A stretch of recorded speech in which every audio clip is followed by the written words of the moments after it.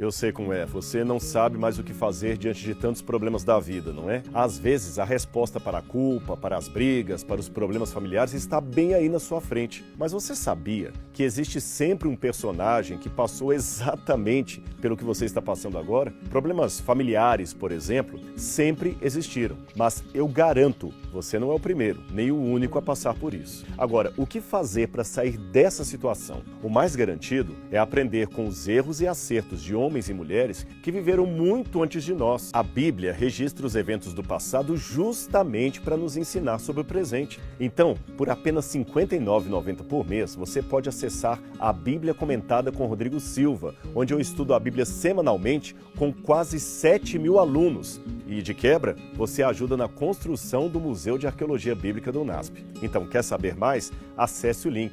Eu aguardo você.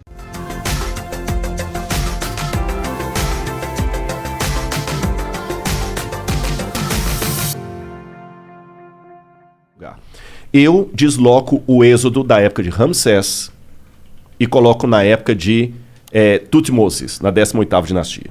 Eu sei que o desenho da Disney, aliás, foi até uma crítica que eu fiz na Record lá, e eles aceitaram que na novela Os 10 Mandamentos o faraó era o Ramsés. Eu falei, tá errado. Cronologicamente falando, o faraó tem que ser alguém da 18ª dinastia. Então é lá que eu tenho que buscar as evidências do êxodo. E quando eu vou na 18ª dinastia, eu encontro um monte de coisa. Em primeiro lugar, você tem uma rainha, filha do faraó, chamada Hatshepsut. E nessa época que ela estava ali, o pai dela era Tutmoses II. Tá bom? Tutmoses II. Eles tinham muitos escravos asiáticos, porque os egípcios tinham expulsado do país os Ixos, que eram semitas, e os outros semitas que ficaram, eles escravizaram. Então nós temos muitas coisas da parede lá, deles punindo os egípcios, os asiáticos, que podem ser os hebreus. E a Hatshepsut, quando ela queria ter um filho dela no poder, no trono, mas ela nunca teve. Então tudo indica que ela adotou uma criança.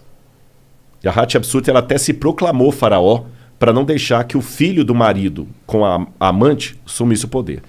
Quando esse filho do marido assumiu o poder, que para mim é o Tutmoses III e é o faraó do Êxodo, ele assume, a primeira coisa que ele faz é escravizar os asiáticos. Você tem paredes lá mostrando assim, façam mais tijolos, igual a Bíblia apresenta e tudo mais. Aí, curioso, que quando você vai na tumba dele, você descobre algumas coisas curiosas. Daqui a pouco eu vou lembrar o ano que a tumba foi descoberta.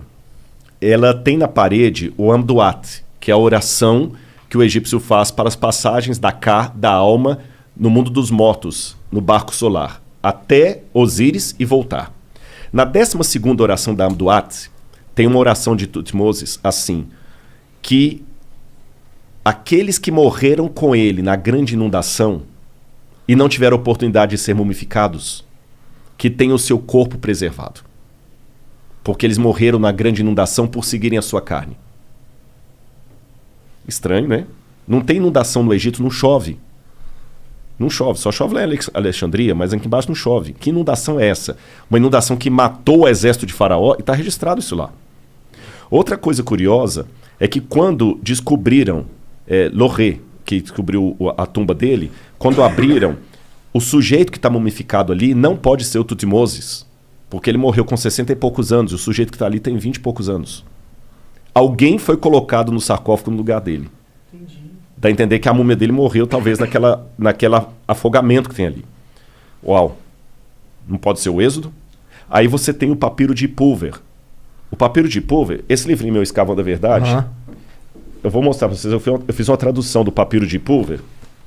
O papiro de Pulver, que hoje está na biblioteca de Leiden, na Holanda, ele traz uma coisa muito interessante que parecem ser as pragas do Egito. O papiro de Pulver, ele conta aqui, inclusive isso aqui é a parte do Tutmoses, do cara batendo nos escravos que eu falei. E o papiro de Pulver, eu vou ler para vocês aqui, olha um pedacinho das pragas. Deixa eu ver aqui. Bom, eu vou mostrar a foto aqui e vou citar o papiro de Pulver para vocês. Tá. Ele fala assim, Deus Horus, por que as tragédias se abateram sobre o Egito? Por que o Nilo virou sangue? Por que o Nilo virou sangue? Porque as trevas estão em todas as partes. Por que os animais estão morrendo no campo sem que ninguém os recolha? Isso está no papiro. Está no papiro. Por que os filhos dos nobres estão morrendo de causa inesperada?